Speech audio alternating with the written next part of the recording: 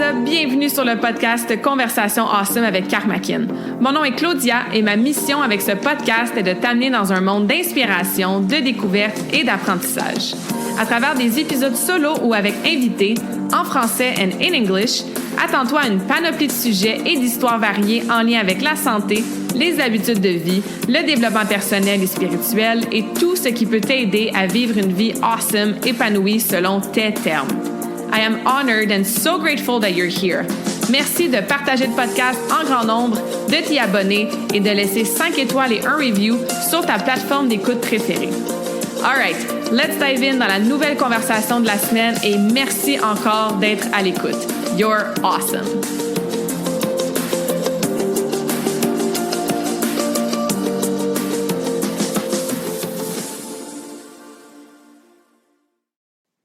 Bonjour tout le monde, bienvenue dans la nouvelle conversation Awesome sur le podcast aujourd'hui. J'espère que vous allez bien, que vous êtes en pleine forme. Puis si vous êtes moins en pleine forme, la conversation aujourd'hui va vous aider à vous prendre soin de vous, à avoir des bonnes habitudes de vie, un bon mindset, des belles réflexions grâce à mon invité Gaëtan. Bienvenue sur le podcast. Je suis super contente de te recevoir aujourd'hui. Ça fait plaisir, Claudia, de participer avec toi et tout ton entourage et tous les gens qui te suivent. Justement, à propos de cette santé consciente qu'on devra développer de plus en plus parce que je pense que l'avenir est à ce niveau-là et non plus arrêter de penser en termes de pilules miracles, malheureusement, là, qui prend trop de la place aujourd'hui. Absolument. On va vraiment plonger en profondeur dans tout ça. Puis juste pour donner un petit peu de contexte aux gens qui nous écoutent, dans le fond, moi, je t'ai découvert avec ton fils Philippe qui va être sur le podcast aussi avec un épisode, éventuellement avec Natacha, sa femme. Donc, c'était vraiment un beau trio de découvertes quand j'ai assisté au congrès de la santé intégrative à Saint-Hyacinthe en janvier 2024. Puis, c'est ça, dans le fond, tu as été médecin pendant longtemps avec cette approche-là qui est devenue très holistique, écrit plusieurs livres qu'on va pouvoir parler aussi, comme ça les gens vont pouvoir aller se procurer tout ça.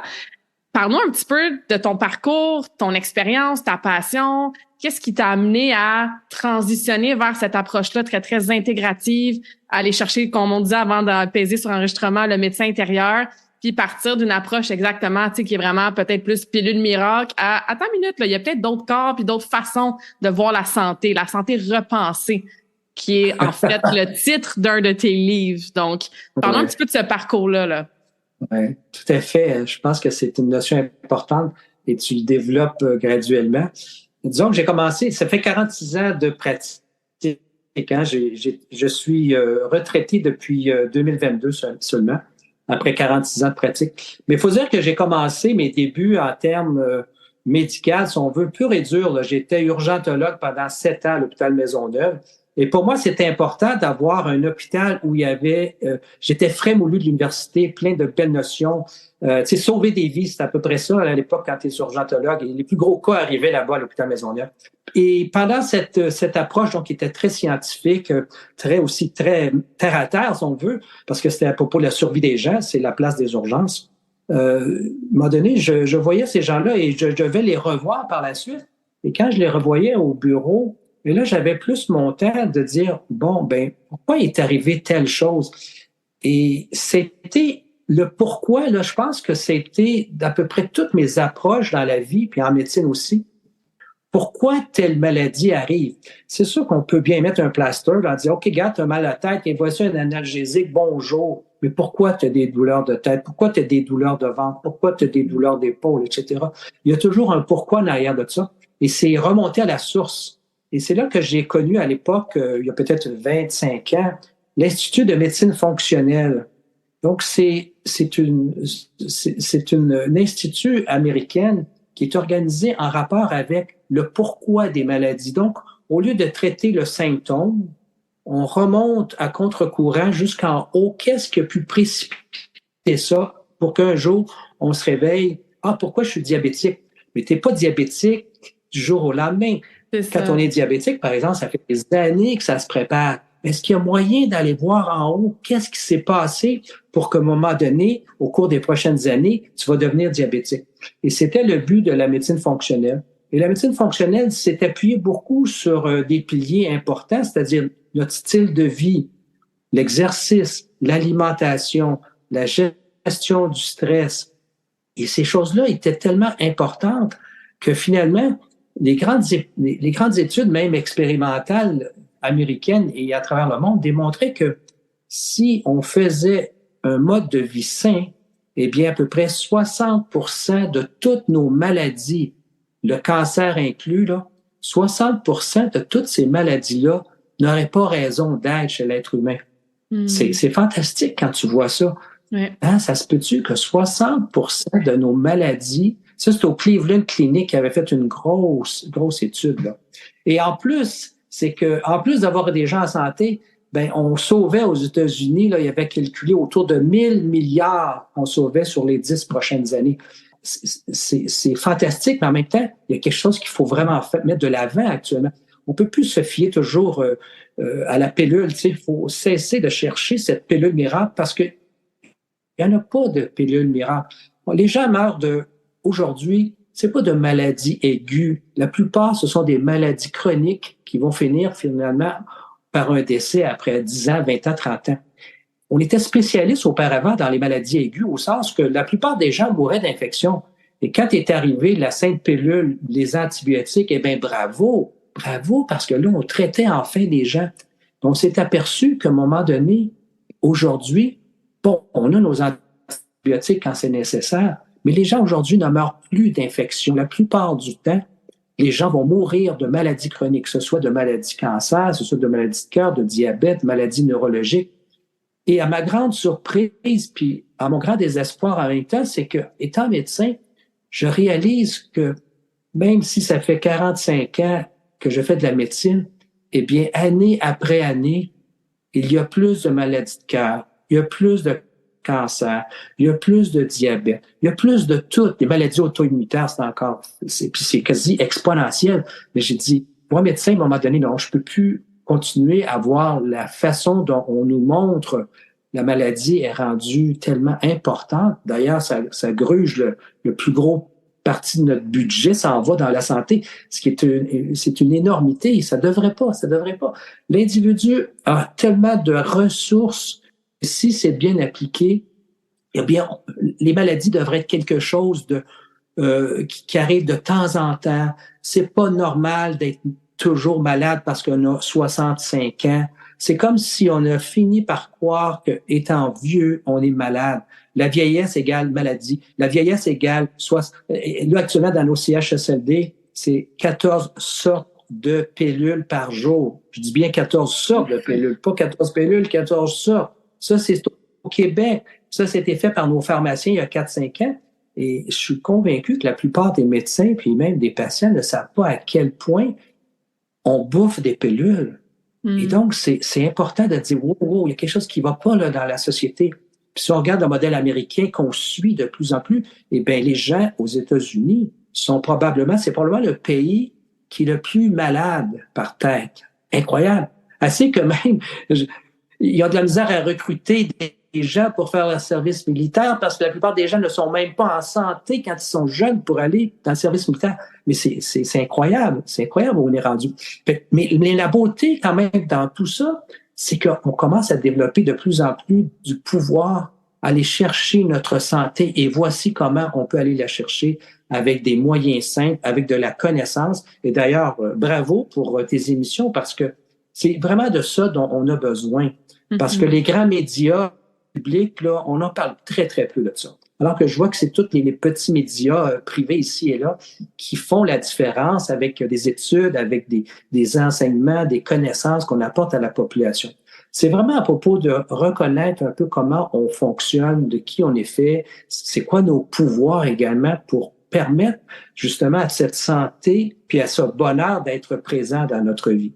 Fait que c'est un peu ça. Puis après 46 ans, donc j'ai retourné ma licence, si on veut, mais je veux continuer à œuvrer donc à travers les livres aussi. Il y a un prochain livre qui s'en vient, à travers les conférences aussi, parce que c'est ce dont les gens ont besoin de plus en plus. Absolument. C'est un très beau parcours, puis j'ai souvent discuté avec des gens qui ont commencé effectivement dans le milieu très science médicale, terre à terre, que ce soit en médecine ou en pharmacie. Et là, oups, on se rend compte justement qu'il y a peut-être des manques, des lacunes ou qu'il y a une autre façon peut-être d'aider les gens à aller mieux. Donc, faire ce virage-là, cette transition-là, je suis certaine que c'est pas nécessairement facile. Je sais pas si tu as reçu peut-être de certains jugements ou certaines perceptions d'autres personnes.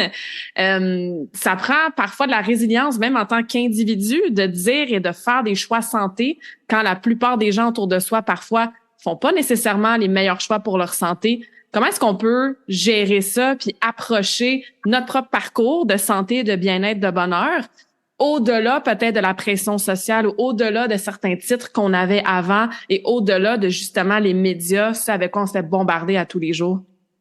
Oui, tu as bien raison de ce niveau-là, effectivement, parce que le jour où on sort de cette conformité, si on veut, médicale et pharmaceutique, eh bien, on est regardé de haut et on est scruté et on lui met souvent des bâtons dans la roue, hein, parce que non, ton voisin ne pratique pas comme ça.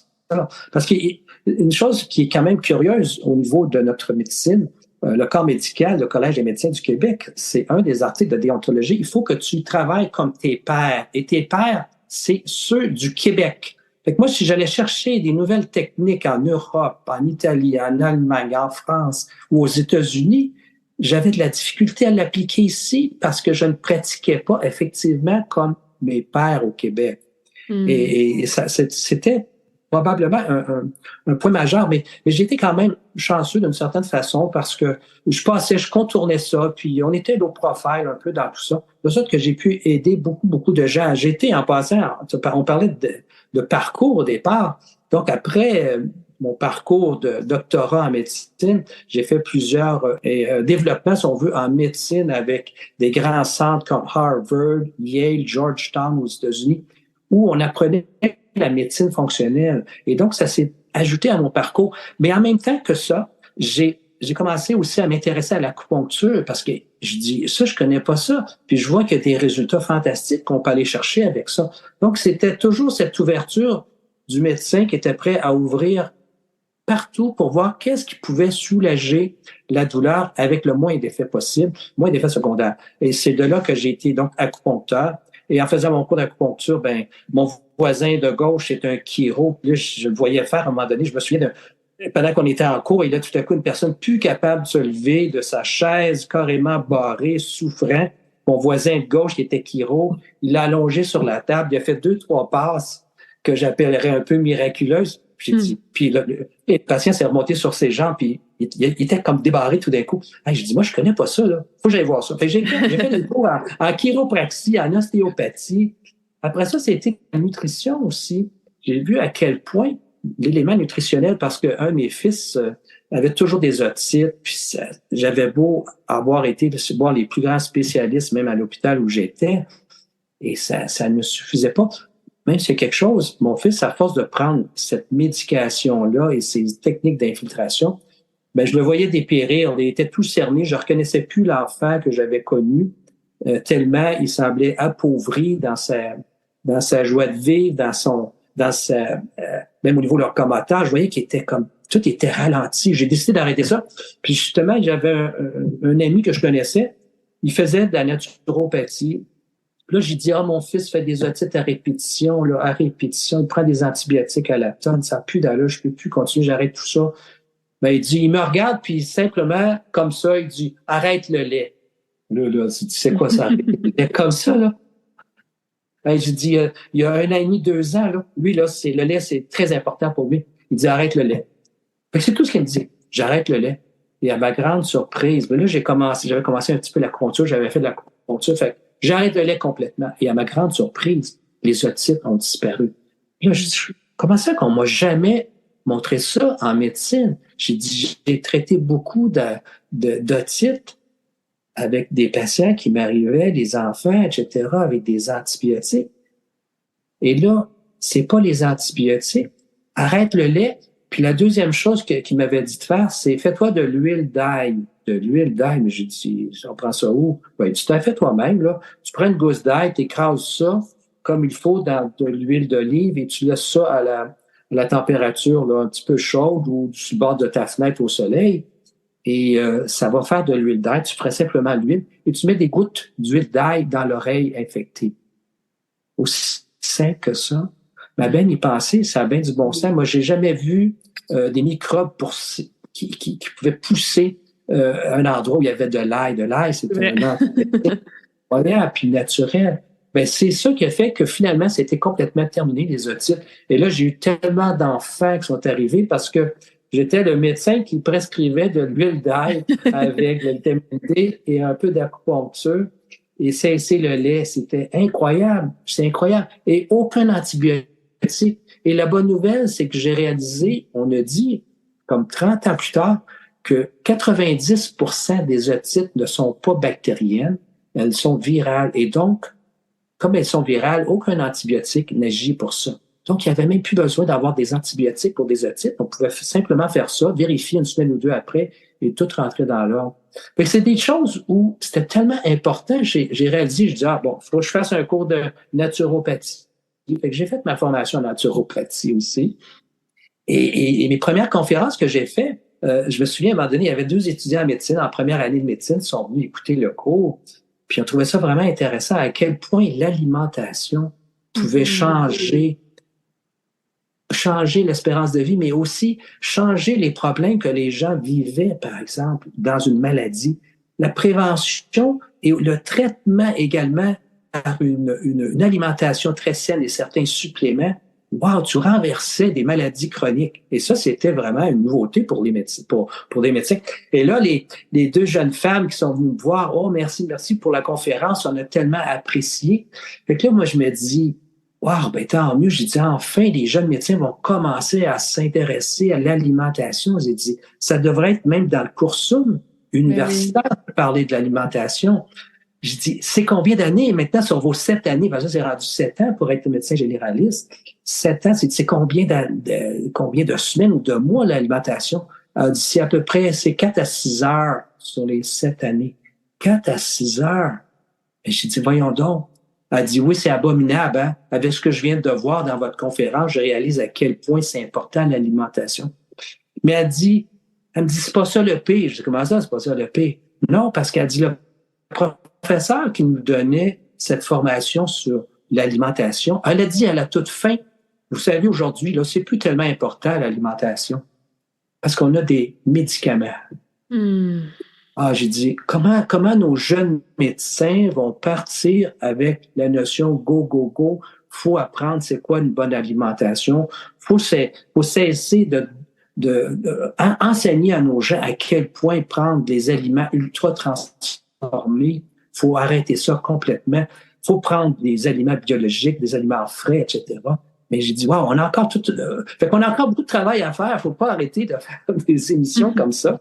Aller chercher à quel point ce médecin intérieur, si on veut, lorsqu'il est connaisseur de tout ce qui nous entoure, ça peut faire vraiment des miracles.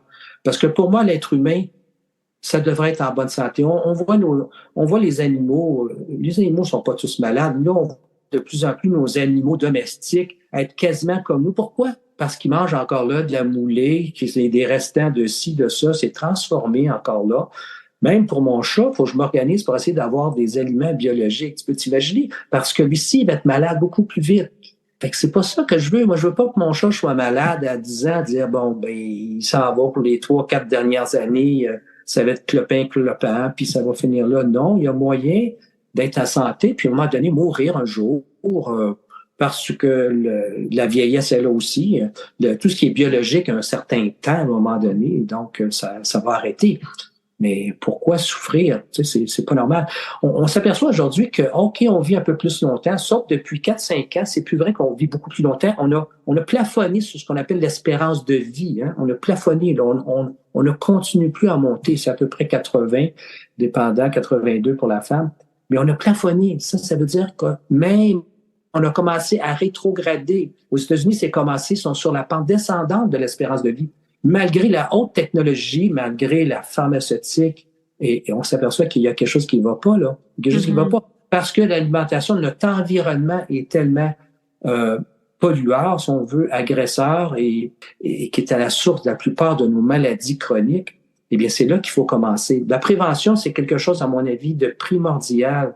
Et si on le fait, on va faire des belles années, on va être en forme, on va être capable d'être très créatif. capable de retrouver aussi du bonheur dans tout ça. Parce que le jour où on est malade, c'est pas drôle, là, parce qu'on arrête tout, on se retire, il faut se traiter, c'est le travail qui arrête à bien des niveaux, en plus de la souffrance que ça occasionne et des peurs aussi, de l'inquiétude qui arrive avec les proches. Fait que c'est important d'avoir la santé et aujourd'hui, je pense que la science aussi est assez avancée pour nous dire à quel point la prévention est importante, à quel point ce qu'on appelle l'épigénétique, tout ce qui nous entoure, nous influence positivement ou négativement. Et comment aller chercher justement cette influence positive de l'environnement. C'est ça qu'il faut aujourd'hui, de plus en plus. Mm-hmm. Puis ça serait quoi, par exemple, 3 à 5 habitudes de vie qui feraient en sorte que notre épigénétique nous influencerait négativement, puis qu'on devrait peut-être faire attention, puis éventuellement arrêter. Et de l'autre côté, 3 à 5 habitudes qui aideraient notre santé, puis qui nous aideraient à être influencés positivement par notre environnement. Okay. Comme on vient de parler un petit peu, il y a l'alimentation. À mon avis, c'est la source numéro 1 actuellement. L'alimentation ultra transformée, l'alimentation chimifiée, l'alimentation qui fait qu'on a des additifs alimentaires. On a au Canada 500 additifs alimentaires en disant qu'il n'y a pas de danger, on peut prendre ça. Oui, mais quand on fait les études là-dessus, c'est un aliment à la fois puis un additif alimentaire qu'on prend. Mais le jour où vous en avez autorisé 500, eh bien, on ne gêne pas pour en mettre à peu près 40, 50 dans un produit pour justement le goût est différent. On préserve le goût, on préserve l'aliment, on préserve l'aliment, on donne une meilleure couleur. En tout cas, c'est fou le nombre d'additifs alimentaires. 500 au Canada, c'est fou. Je pensais jamais à ça. Je disais, ça, c'est aux États-Unis, là, quand on en a 30, me semble, c'est beaucoup. Et ça, ce sont des multiplications parce que quand tu en fais 1, 2, 3, c'est quoi la sommation de 10 additifs alimentaires ensemble? Qu'est-ce que ça fait comme cocktail au bout de la ligne? C'est la même chose avec une pilule. Le jour où vous ramassez avec 3, 4, 5 pilules, essayez de faire la différence. Qu'est-ce que ça va créer? Parce que chaque médicament agit peut-être à une centaine d'endroits dans le corps. Un deuxième, il en fait aussi autant. Et la multiplication de 2, 3, 4, 5 comprimés fait qu'on ne peut plus s'y retrouver tellement qu'il va y avoir des maladies qui vont être simplement le reflet d'une surmédication, pas en termes de quantité, mais pas en termes de quantité de dosage, mais en termes de quantité de comprimés qu'on prend. D'ailleurs, savais-tu que la 3e cause de maladie au monde, c'est les pilules? C'est la 3e cause de maladie au monde. Et ça, c'est l'OMS qui sort ça. Et c'est pas nouveau. Ça fait au moins 15 ans qu'on le dit. Et c'est encore comme ça aujourd'hui. Tout à l'heure, ça va être probablement la 2e cause. Fait que c'est vraiment important parce qu'à un moment donné, quand on prend trop de pilules, on ne sait pas quelle anomalie qu'on commence à avoir au niveau santé. Et probablement que c'est dû à l'accumulation de toutes ces pilules-là ensemble. Mais ce qu'on va faire bien souvent, c'est quand on va recourir au médecin, il arrive tel problème, telle douleur avec ça, tel malaise. On va donner une pilule pour le malaise encore. Donc, c'est une pilule pour l'effet. Donc, c'est une pilule pour le symptôme. C'est pas une pilule qui va corriger. Mais la première chose à faire, ce serait de voir dans le cocktail qu'on a, qu'est-ce qu'on doit retirer qui probablement est plus nécessaire. Parce qu'au fond, prendre un médicament qui est plus nécessaire après quelques mois, pourquoi continuer ça pour le restant des jours? Hein, c'est important. Quand j'étais à l'urgence en passant à Maisonneuve, quand j'étais frémoulu, là, quasiment un patient sur 3 des personnes âgées qui venaient me voir, c'était simplement une surmédication. Fait que je faisais juste couper telle affaire, puis prendre telle affaire, et le patient, ça allait mieux par la suite. Je vais dire, voici ça, c'est un effet de tous ces 3 pilules-là ensemble, ça fait telle mesure sur votre pression, tel problème sur votre rythme cardiaque, etc. Et ça, il faut arrêter ça. Ces deux-là, ça ne va pas ensemble. Mais c'est incroyable. Fait que on doit user des médicaments avec parcimonie et quand on en donne un deuxième, aller voir ce que ça va faire avec le premier qu'on a déjà. Fait que ça, c'est la question de l'alimentation, les additifs. La deuxième, je dirais, là, on est dans une situation où on bouge quasiment plus. Hein? On pousse un crayon ou on pianote sur un ordinateur. Quand on va faire les courses, on arrange après on prend l'auto le plus près possible de la porte d'entrée puis la porte de sortie. C'est comme s'il faut plus marcher. C'est comme si c'était dangereux marcher. Fait que c'est à quelque part, on a fini par développer des attitudes au niveau physique qui sont de moins en moins importantes. Le rythme cardiaque ne change pas beaucoup, on court plus. Et de l'autre côté, qu'est-ce qui a beaucoup apporté l'inverse à ça, qui a joué sur toutes les maladies de cœur aussi, sur l'hypertension, même le diabète, c'est qu'on est rendu une société stressée. Et quand on dit stressé, là, et moi je dis que 80% des maladies actuellement sont dues au phénomène qu'on appelle le stress. Et s'il y en a qui ne savent pas c'est quoi le stress, parce que ben, c'est normal d'être stressé, c'est normal d'être stressé pour quelques minutes ou une heure parce que vous allez avoir un examen qui s'en vient. Puis le stress, il y a un bon stress aussi. Et puis c'est bon quand vous êtes en course et vous voulez gagner la médaille. Mais à part de ça, nous, on a la plupart du temps la switch sur le on, sur le stress. Le stress, parce que le stress, c'est partout. Un stress de performance au travail, un stress de performance à l'école. C'est toujours à propos des meilleures notes, le stress d'être à la hauteur, le stress de ne pas être malade, même, je te dirais. S'il y a bien quelque chose depuis 4 ans qui a été stressant, c'est de voir à quel point, quand on vit de la peur d'attraper telle maladie, la peur d'attraper tel virus, la peur de ne pas être vacciné, je vais-tu être plus malade, qu'est-ce qu'il va faire? Imagine, on vit, et c'est pas parce que on y pense plus que ça n'agit pas. Votre inconscient vit. Donc, toutes ces tensions de stress, c'est refoulé à l'intérieur et vous sentez comme, OK, je pense plus à ça. Mais non, ça vient nous chercher, même quand on dort à quelque part. Le corps, c'est prouvé maintenant en neurosciences que le corps dort sous une impression de stress constamment. Donc, on se ramasse avec une foule de maladies dont le stress est le dénominateur commun actuellement. C'est incroyable. En fait, là, ça en a fait 3, là, au moins. Là, mais on peut en avoir beaucoup. Hein, ben oui. C'est même notre environnement extérieur. OK, c'est incroyable. Moi, j'aime beaucoup le soleil. Hein, j'aime beaucoup le soleil. Puis d'ailleurs, la plupart des gens aiment le soleil. Tu sais, on dit, j'ai besoin du soleil là, au mois de janvier. Là. On peut-tu aller prendre une dose de soleil à quelque part puis de chaleur? Mais c'est pas juste par j'aime ça. Non, c'est qu'à quelque part, il y a quelque chose dans le corps qui dit go, go, go pour le soleil, tu en as besoin.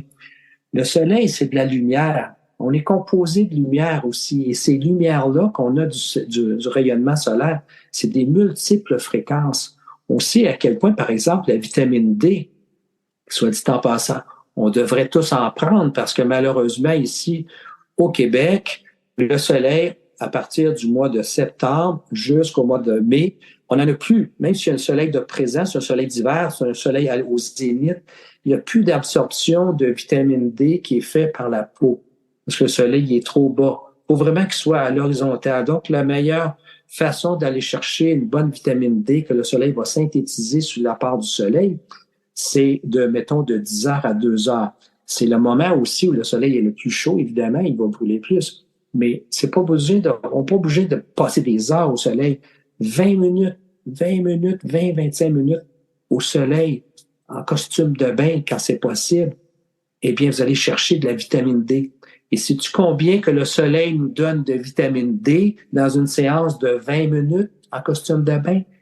Au moins 20 000. 20 000! Mais voyons donc, la nature est-tu généreuse? C'est gratuit, 20 000. Là, on se dit 20 000 unités internationales. Et les dosages de vitamine D, au départ, quand j'ai commencé ma pratique, il ne fallait pas donner plus que 400. C'était dangereux possiblement de créer des surdosages de vitamine D. J'en ai jamais vu dans ma pratique de surdosage de vitamine D. Tu peux t'imaginer à quelque part où on est parti de loin. On a monté de 400, on est rentré à 800 unités internationales. Et là, on tolère en disant 1000 unités par jour. Mais c'est même pas assez, 1000 unités par jour. Moi, je recommande aux gens d'avoir en vitamine D environ 3000 unités internationales par jour. 3000. Puis, il y a des patients qui, à un moment donné, même moi, lorsqu'il arrivait, par exemple, des infections qui étaient dans mon entourage, je pouvais augmenter la vitamine D autour de 20 000, 30 000 par jour pour quelques jours, sans problème. Le soleil nous en donne 20 000 à chaque fois qu'on va dehors. Tu sais, quand tu es en costume de bain, pour 20 minutes, imagine. moi, je me suis toujours dit, la nature, là, c'est pas pour rien, l'être humain a des millions d'années d'existence. Et s'il y a bien quelque chose qui sont bon docteur, si on veut, c'est la nature qui est là. Le soleil fait partie de ça. S'il n'y a plus de soleil, il n'y a plus de vie sur la planète, là, quelque part. Donc, la vitamine D, c'est très, très important. On a besoin. Puis c'est le jour où on commence à se beurrer là, avec toutes sortes de crèmes solaires, eh bien, on empêche le rayonnement solaire de pénétrer la peau. Et là, on dit, ouais, c'est dangereux pour le cancer. Puis mais j'ai vu des études où c'est toutes les sortes de cancers. Si on manque de vitamine D, d'éléments soleil, si on en manque, c'est 100% plus de cancer de ci, de ça, que ce soit un cancer intestinal ou autre. Tu peux t'imaginer. Mais ça, on le dit pas assez, ces choses-là. Donc, pourquoi que le soleil, qui est un astre bienfaisant, faudrait-il s'en préserver de ses rayonnements bienfaisants? Tu sais, à quelque part, je dis, voyons, c'est pas vrai. L'organisme est ainsi fait pour générer sa propre capacité de guérison, etc., grâce à ce que la nature lui apporte. Donc, aller dehors, jouer dehors, aller dans la forêt, l'énergie de la terre aussi, c'est très, très important. Qu'est-ce qu'il y aurait à avoir ça? Bien, il y a tellement de choses importantes avec l'environnement que c'est important. C'est ce qu'on appelle l'épigénétique. L'épigénétique. En passant, je dis souvent à mes patients, vous ne savez pas à quel point c'est important la nourriture? Bon, regardez bien là. La nature, elle nous dit, on regarde des abeilles. C'est toutes des ouvrières au départ, les abeilles. Mettons qu'il y a 5000 abeilles dans une ruche. Et là, les abeilles vont décider entre elles, je ne sais pas comment, mais ils vont décider d'avoir une reine. Et ce qu'ils vont faire pour avoir une reine, ils vont prendre une ouvrière et ils vont lui donner du pollen. Sa seule nourriture à elle, ça va être le pollen dont les autres ouvrières vont avoir apporté. Et quand elle va commencer à manger du pollen, que du pollen, de la gelée royale, la gelée royale, pas le pollen, la gelée royale, tant qu'elle va commencer à manger, qu'elle va continuer, elle va grossir 2 fois plus vite. Et au lieu de vivre 5 mois, comme la plupart des ouvrières, elle va vivre 5 ans. Hey, mais c'est incroyable. La nature, elle nous le dit elle-même, c'est à quel point l'environnement affecte ce que j'appellerais notre génétique d'une certaine façon. C'est pas génétique, une reine. Une reine, c'est une ouvrière qui, par son environnement alimentaire, est devenue une reine. Pourquoi qu'on ne serait pas tous des rois et des reines par une bonne alimentation? C'est ça. Mais c'est fantastique, la nature. C'était la même chose, moi, avec des œufs. Quand on a dit, les œufs puis le cholestérol, faut pas manger des œufs plus que 2 fois par semaine. Voyons donc, je dis, premièrement, il y avait des études qui arrivaient, mais encore là, quand on va voir les études, souvent, elles sont faites en arrière et appuyées financièrement par des compagnies pharmaceutiques. C'est bien de valeur, là, mais tu sais, quelque part, il y a des conflits d'intérêts constamment dans ça. Et moi, je me suis toujours dit, non, c'est pas vrai que les œufs sont dangereux pour la santé. Parce que je me souviens toujours de voir j'avais vu un raton laveur à un moment donné qui avait trouvé un œuf. Et là, il l'avait dans ses mains en train de le frotter, là, comme si c'était un trésor. Wow! Tu sais, il lave ça en même temps avec ses petites pattes. Et là, il a croqué là-dedans, là, puis il a mangé l'œuf. Il l'a pas fait cuire, il l'a mangé cru comme ça. Et il était comme quasiment en état de transe, tellement ça avait l'air bon, son œuf. J'ai dit, c'est bon pour lui, là. C'est sûrement très bon pour moi. Puis d'ailleurs, un œuf, c'est la vie. Hein? C'est incroyable. Puis le bon cholestérol qui est dans le jaune, c'est rempli de protéines, de vitamines, de minéraux aussi. Donc, c'est très, très important. Fait que pour moi, là, j'ai jamais dit, hey, non, faut arrêter les œufs. On mange des œufs. Ce qui est important, puis c'est du bon cholestérol qui est dans l'œuf. C'est du très bon cholestérol. C'est du cholestérol naturel. Et c'est pourquoi qu'il faut manger du cholestérol? Parce que toutes nos cellules ont besoin de cholestérol. Toutes nos cellules ont besoin de ça. Il n'y a pas une cellule, il n'y a pas de membrane cellulaire qui n'a pas de cholestérol au pourtour. Et nos cellules du cerveau, t'imagines, d'une certaine façon, on est juste des têtes d'eau puis une tête de graisse parce que le cholestérol, ça fait 80% de la composition cérébrale, ce n'est que de l'eau et du gras. Nos cellules, nos neurones, ce sont des cellules de gras aussi. Hey, c'est important, ça. Et donc, c'est important de manger du bon gras. Parce qu'il est important, quand on fait cuire un œuf, c'est pas de faire cuire le jaune, parce que trop de chaleur, ça va l'oxyder. Donc, on va avoir un cholestérol oxydé. Et c'est lorsque le cholestérol est oxydé qu'il devient plus toxique, si on veut. d'une certaine façon, c'est pas si dommageable, mais avoir un bon cholestérol de l'œuf, c'est de manger toujours alors qu'il n'a pas été, soit qu'il a été poché ou qu'il a simplement été, qui reste jaune et très liquide. Ça, c'est très, très bon pour la santé. Et fait que moi, j'en mangeais facilement deux par jour. Puis, ce que j'ai vu il y a à peu près 6 mois, une grosse étude qui a été faite, et on s'est aperçu que les gens qui avaient un cholestérol un petit peu plus haut que la moyenne des jeunes, que ça les préservait, donc un bon cholestérol, ça les préservait des maladies de cœur et des accidents cérébrovasculaires. Tu sais, de là à penser que ça nous prend toujours des statines puis des pilules pour faut plus manger de cholestérol, on regarde l'étiquette, on achète, non, il y a du cholestérol là-dedans, ça prend cholestérol free. Non, absolument pas. Ce qui est important, c'est d'avoir du bon gras, puis il faut pas avoir peur d'en manger. Ce qui était bien plus épeurant, c'est la quantité de sucre qu'on ingère, finalement. C'est pire que le cholestérol, ça. C'est prouvé maintenant. Les maladies de cœur sont plus occasionnées par le sucre, donc par le diabète actuellement. Fait que c'est toutes des notions qui sont alimentaires, mais à quel point importantes, finalement. Tellement importantes. Oui, et qu'on peut apprendre et confirmer avec la nature, justement, par les certains exemples. Tu sais, moi, j'ai dit en anglais, nature is our biggest teacher. Tu sais, la nature, c'est notre plus grand mentor, enseignant et tout. Et je trouve qu'on perd beaucoup la connexion avec la nature par le mode de vie très, très travail technologique, moderne, dans les villes. Puis c'est juste de commencer par passer plus de temps en nature puis contempler ces enseignements-là. C'est sûr que ça peut aider la santé globale. Ah oui, c'est relaxant aussi. Hein? T'imagines quand tu marches dans la forêt où il y a un petit étang devant toi, tu regardes ça, l'eau est calme, c'est apaisant. La qualité énergétique des arbres aussi qui te génère. Le sol, hein, quand tu as la chance d'être nu-pied aussi dans ce sol, dans ce sable ou dans ces herbes-là, c'est très, très important.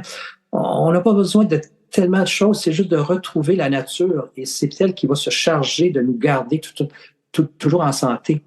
En passant, les suppléments, parce qu'on pose posant des questions, est-ce que les suppléments, c'est important? Ben, je pense que le jour où on s'aperçoit que l'alimentation est rendue déficiente, les suppléments deviennent importants.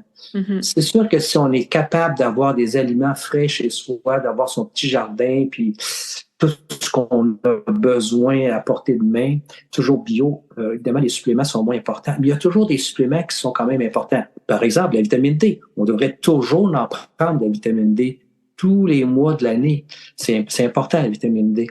Et c'est tellement important, tout ce qui nous entoure, que lorsqu'on regarde dans la nature, on s'aperçoit à quel point la nature, il y a une intelligence dans la nature incroyable.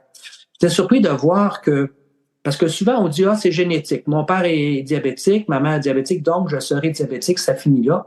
Ben non, justement, si à un moment donné, ton environnement est propice de façon beaucoup plus étudiée, c'est pas parce que tes parents sont diabétiques que tu vas être diabétique. C'est fantastique, ça. Donc, la génétique, c'est très, très peu. Ce qui est plus important, ce qui est autour de la génétique, ce qu'on appelle l'épigénétique, c'est encore plus important que ça. Et je voyais récemment que j'ai dit, c'est quoi la différence pour avoir des tortues mâles, des tortues femelles? J'ai dit, comment ça fonctionne déjà au niveau génétique? Ben, c'est pas la génétique qui détermine si ça va être une tortue femelle puis une tortue mâle. C'est quoi? C'est la température. Fait que quand ils vont aller pondre leurs œufs, à un moment donné, dans le sable, si la température moyenne est d'environ 30 degrés, ça va être des femelles. Toutes des femelles presque. À un autre endroit, si la température moyenne est de 31,5, 32, ça va être des femelles et des mâles. Et si la température est plus que 33, ça va être toutes des mâles. Wow. Hey, la température nous infecte d'une certaine façon, nous affecte de façon constamment aussi. Là, tu sais. Je sais pas d'aller écouter Miss Météo, savoir quelle température va faire demain. Ça aussi, c'est faut se libérer de ça. La température demain, c'est la température qui va faire que c'est parfait parce que c'est demain, c'est comme ça la température. Faut prendre ce qui arrive là, tu sais. Fait que, mais c'est fort de voir que la nature est tellement fait. Tout ce qui appartient à la nature, c'est un tout, puis c'est une intelligence avec ça de façon incroyable. Je parlais des suppléments tout à l'heure, on a parlé, est-ce que c'est nécessaire des suppléments? En 2006, Parce que je voyais souvent plusieurs médecins dire, ah non, les suppléments, on n'a pas besoin de ça, il y a juste à bien manger. Mais c'est quoi bien manger? Il n'y a personne qui le sait, là, parmi la gente médicale. Souvent, ils ne savent pas c'est quoi non plus bien manger. Puis les gens encore moins. Fait que c'est quoi qui faisait la différence? Bon, en 2006, des chercheurs américains ont fait des expériences avec les petites souris blanches de laboratoire. Là. Tu sais, ils ont les yeux rouges, puis des poils blancs, là. Et il se dit, hey, si on donnait de la vitamine B12 folate, donc avec acide folique, et B6, B12, acide folique, B6 aussi, si on donnait ça, est-ce que ça pourrait faire des souris différentes? Fait qu'ils ont décidé donc de faire cette nouvelle nourriture-là avec une prédominance d'acide folique et de vitamine B6, B12. Et qu'est-ce qu'ils sont aperçus lorsque les souris étaient enceintes, les rejetons? Ben, les rejetons étaient plus petits. Ils n'étaient pas aussi obèses parce qu'en passant, la souris blanche, elle nous ressemble beaucoup. Souris de maladies de cœur, de diabète et de cancer. Imagine, parce qu'elle mange toujours une moulée préparée et qu'on a décidé que c'était ça qui était bon pour elle. Mm. Et là, ce qu'on a vu, à la suite de ces souris-là qui avaient pris les 3 vitamines, eh bien, les bébés qui sont arrivés ne souffraient plus d'obésité. Les bébés ne souffraient plus de diabète. Ces jeunes bébés-là avaient des espérances de vie plus longues que les parents. Bébés-là avaient du poil. La plupart étaient comme la petite souris brune des champs qu'on voit, la petite souris brune. Donc, la petite souris blanche, après une génération, puis 2, puis 3, c'était toutes des petites souris brunes. Ça veut dire que donner un supplément de vitamine B a changé carrément ou a modifié carrément la génétique. Mais quand on me dit que les suppléments, c'est pas tellement important, c'est bien de valeur, ça va. Et ça, en 2006, ça a été fait, presque 20 ans plus tard. On n'en parle pas assez de toutes ces choses-là. C'est très, très, très important. Les suppléments, à mon avis, aujourd'hui, on en a vraiment besoin parce que on manque de certains produits. La vitamine, on a parlé de la vitamine D, entre autres, mais c'est comme une qui est importante beaucoup plus parce que les gens disent toujours du calcium. Moi, c'est beaucoup plus le magnésium qu'on a besoin. Absolument. Le magnésium, c'est un relaxant. Absolument. Le magnésium, il y a des formes maintenant de magnésium qui vont même au cerveau, qui permettent un meilleur sommeil aussi. Les idées sont plus claires, etc. Donc, c'est des choses tellement simplistes à faire et ça coûte pas très cher d'avoir un supplément aussi. Donc, bravo. Faut faire des suppléments. C'est pas nécessaire d'en avoir une tonne, mais encore là, plus on va vieillir aussi, plus les suppléments vont être probablement nécessaires parce que notre alimentation, on assimile moins bien en vieillissant. Ça fait partie de la nature, tout simplement. Donc, en donnant une petite charge de plus, tiens, on n'est pas en manque. C'est bon d'avoir ce que j'appelle une provision. C'est un peu comme ta voiture, avoir un peu plus de gaz que moi, c'est toujours, de toute façon, bon parce que tu es sûr de ne pas en manquer à un moment donné. Tu sais. C'est la même chose. Puis à quel point aussi, on réalise à quel point le stress, c'est un voleur d'énergie, c'est un voleur aussi de certains minéraux, de certaines vitamines aussi, sous l'effet du stress. Donc, comme on ne vit pas des situations tout le temps idéales au niveau relaxation puis joie de vivre, un petit supplément ne ferait pas de tort, justement. Absolument. Je vois le temps qui avance. J'aimerais ça qu'on parle en fin de conversation un peu de l'aspect spirituel puis de l'aspect de nos... On parle beaucoup du corps physique souvent quand on va chercher une solution à notre symptôme qui est physique, mais niveau émotionnel, niveau mental, niveau énergétique, c'est sûr que ça peut se refléter en mots MAUX physique. Donc, j'aimerais ça un petit peu qu'on parle de cette sagesse-là qu'a le corps de se guérir lui-même, mais surtout cette connexion-là entre nos différents corps qui affecte notre santé globale. Parfait. Oui, c'est très intéressant. Moi, je dis que l'avenir de la médecine va être l'avenir qui va travailler sur les corps énergétiques. Aujourd'hui, on est rendu, on branche la voiture électrique, pouf, et puis la batterie se remonte et on continue. Ça va être la même chose pour moi. J'en ai même parlé dans mon livre, que plus tard, il va y avoir des bornes de recharge, pour le corps humain aussi. Moi, ça fait longtemps que j'ai travaillé avec des champs magnétiques pulsés pour aider à refaire des cartilages, parce qu'on n'a rien en médecine. pour refaire un cartilage. On va opérer simplement à mettre une prothèse à la place. Mais déjà, en Allemagne, c'est des choses qui ont été faites il y a 30 ans, 40 ans. Même Nikola Tesla, à l'époque, avait commencé à travailler là-dessus. Et on a quand même peaufiné un peu ces arrangements-là pour qu'au niveau médical, on puisse profiter des champs électromagnétiques pour refaire le corps. Donc, si on a un corps physique, pour moi, c'est clair qu'on a aussi d'autres corps énergétiques au-delà du corps physique. Et ces corps-là, dont le premier corps, c'est le corps éthérique ou le corps vital, ce corps-là, si on peut le garder en très bon état constamment, eh bien, le corps physique va continuer à faire. Et la même chose, on pourrait probablement, éventuellement, trouver des anomalies tout de suite dans le corps énergétique, de sorte que le corps physique n'aura pas si on veut, la permutation maladive instantanée tout de suite dans le corps. Donc, on va pouvoir voir déjà les faiblesses. Donc, ça va être important de travailler sur ce que j'appellerais le corps éthérique ou le corps vital de plus en plus vers ça. Et ça, c'est ce que la nature nous donne, le corps éthérique et vital. Sous l'effet du soleil, la lumière du soleil, c'est très, très important. L'atmosphère aussi de la forêt, ça travaille sur le corps vital. L'acupuncture, ça travaille sur le corps vital. Et quand on met des petites aiguilles, là, c'est sûr qu'ils rentrent dans le corps, mais à quelque part, c'est des canaux d'énergie, ce qu'on appelle les méridiens, qu'on va aller stimuler en plus ou en moins pour redonner la santé. Et c'est une vieille médecine, hein, ça fait depuis au moins 2-3 000 ans qu'on connaît cette médecine. Malheureusement, on l'a bafouée par moments, c'est revenu, mais on va de plus en plus. Moi, je faisais plusieurs techniques, même d'infiltration avec des solutions naturelles dans des points d'acupuncture. Mais c'est incroyable les résultats qu'on pouvait avoir aussi avec ça. Fait que c'est de mêler à un moment donné des technologies modernes, si on veut, avec ces vieilles choses-là du passé qui sont toujours, parce que ça fait partie de l'être humain, de travailler sur le corps éthérique aussi. Donc, l'acupuncture est excellente pour ça. Évidemment, on va aller travailler même avec, je parlerai avec les mains, hein? On va travailler avec des techniques le reiki, le massage. Un bout de temps, même, je faisais de l'acupuncture, parce que j'ai fait mes cours d'acupuncture aussi, mais je travaillais l'acupuncture avec les doigts. J'avais plus besoin de mettre des aiguilles. Le doigt était drôlement très, très important. Lorsqu'on pouvait se syntoniser, si on veut, avec l'énergie, et puis la personne qui était là, eh bien, le doigt, dans un point d'acupuncture, faisait des miracles parfois. Mais c'est pas des miracles, c'est juste de savoir que la nature fonctionne comme ça. C'est tout.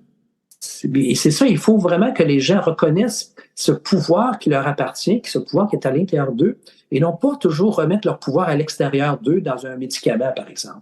C'est très, très important de voir cette possibilité-là qu'on a.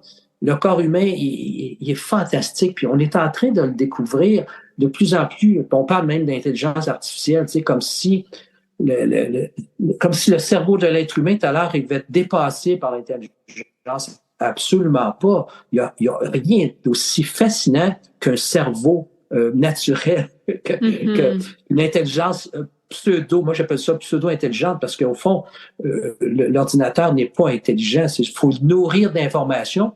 Lui, il va aller chercher des informations à gauche et à droite, puis il va faire quelque chose à travers ça. Alors qu'un enfant, il va partir de zéro pour se développer à force d'effets, juste d'essais-erreurs. Il va développer tout son potentiel intelligent. Il n'y a pas un ordinateur qui va être capable de faire ça. En passant, j'avais un ami j'ai parlé hier, puis lui travaille pour éloger Facebook, Google et toutes ces grosses centrales ici au Québec. L'avantage, on a l'électricité pas trop chère au Québec. Fait qu'il passe chez eux.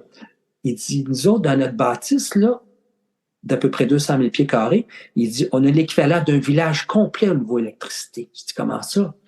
Ben, il dit, les ordinateurs, ça coûte tellement ça prend tellement de puissance, là. C'est fou, là. Quand je te dis, l'électricité d'un village au complet, là, que pour notre bâtisse, là, pour tenir ces ordinateurs-là en place. Puis j'ai dit, ça pèse, c'est lourd, ça. Il dit, c'est des tonnes.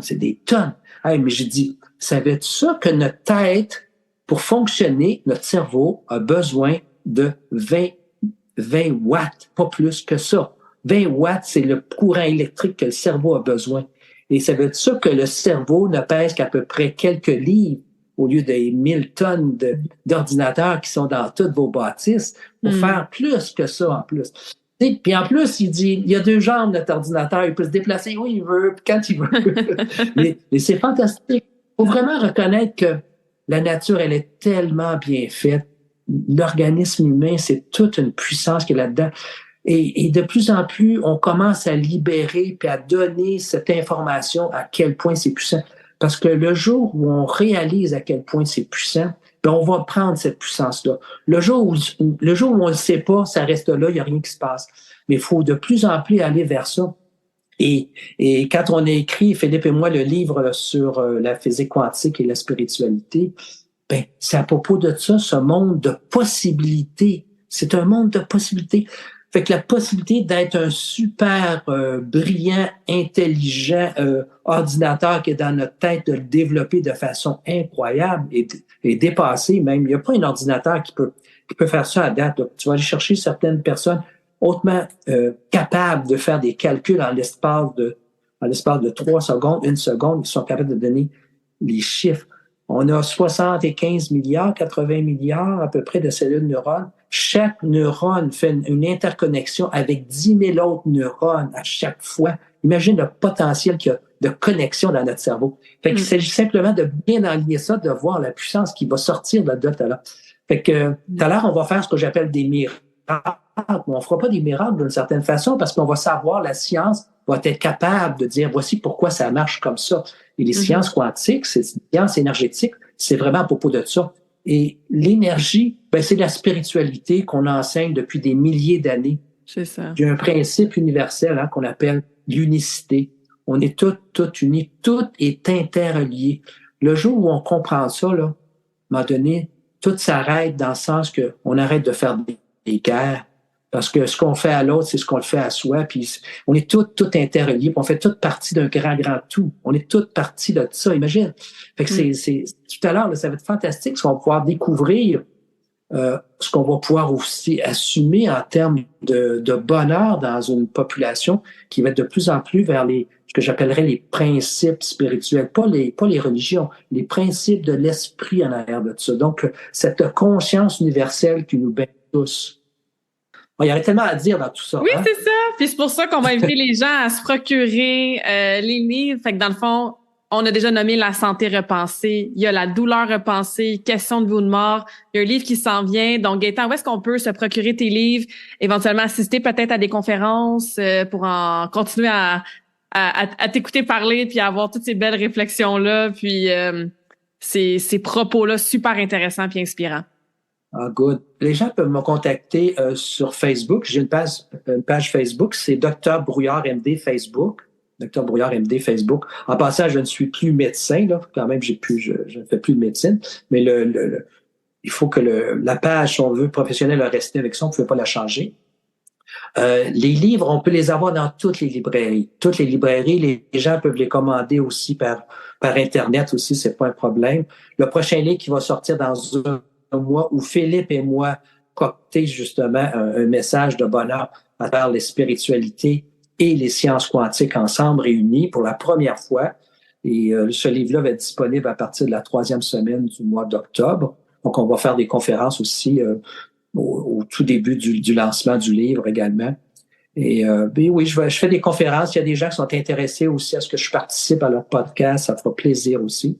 Parce que mon but maintenant, c'est vraiment de sensibiliser la population et apporter de plus d'informations, plus de connaissances possibles pour que on puisse être maître chez soi quelque part, tu sais, puis être le médecin intérieur.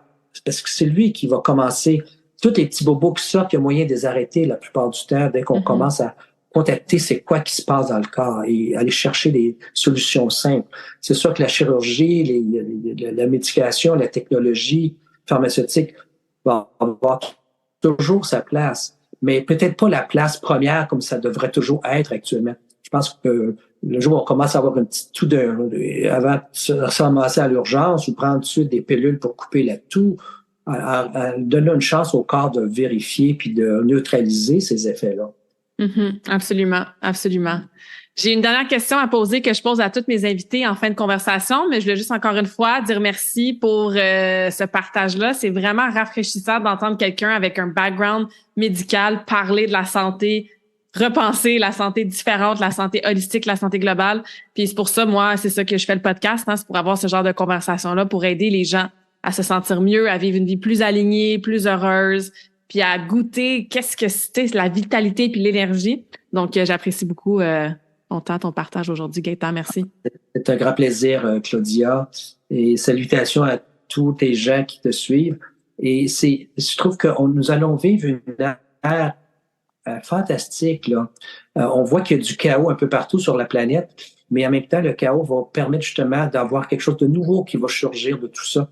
Et ce genre d'implication comme tu fais là actuellement, c'est tout ça, c'est tous ces petits jalons qu'on va poser ici et là pour une nouvelle génération d'êtres humains qui vont être éveillés, conscientisés.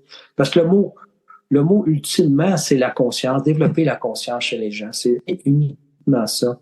Parce que le jour où la conscience s'éveille, ben tous les problèmes d'une certaine façon se règlent. Parce que tout est question de conscience uniquement. Absolument. Merci beaucoup.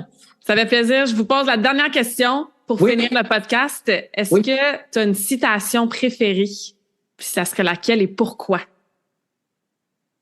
OK. Il n'y a pas de péché. Il n'y a pas de péché. La seule chose, la plus grande misère humaine, le plus grand malheur de tous les êtres humains, il y a une seule chose à corriger, c'est l'ignorance. Et ça, c'était une parole du Bouddha.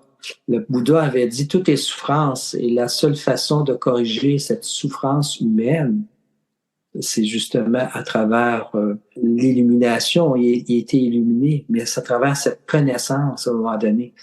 L'ignorance est à bannir. Ben, ça résume bien la conversation d'aujourd'hui, puis l'intention qu'on avait de justement donner de l'information puis aider les gens à être moins ignorants avec leur propre santé. Donc, merci encore, Gaëtan, pour la conversation d'aujourd'hui. Merci beaucoup. Puis, soyez assurés que vous êtes remplis de potentiel. Il y a plus de lumière en vous que vous ne pensez. Mais cette lumière, parfois, peut vous faire peur parce que vous dire, est-ce que je peux aller jusque-là? Est-ce que je peux faire ça? Est-ce que je peux tout renverser ce que je vis depuis 15 ans? Oui, on a ce potentiel. Mais à partir de là, c'est vraiment se dire, ce potentiel, cette possibilité, elle est là et elle est en moi. Merci beaucoup, Claudia. Merci, Gaëtan. Bonne journée. Bye bye. Bonne journée. Ciao.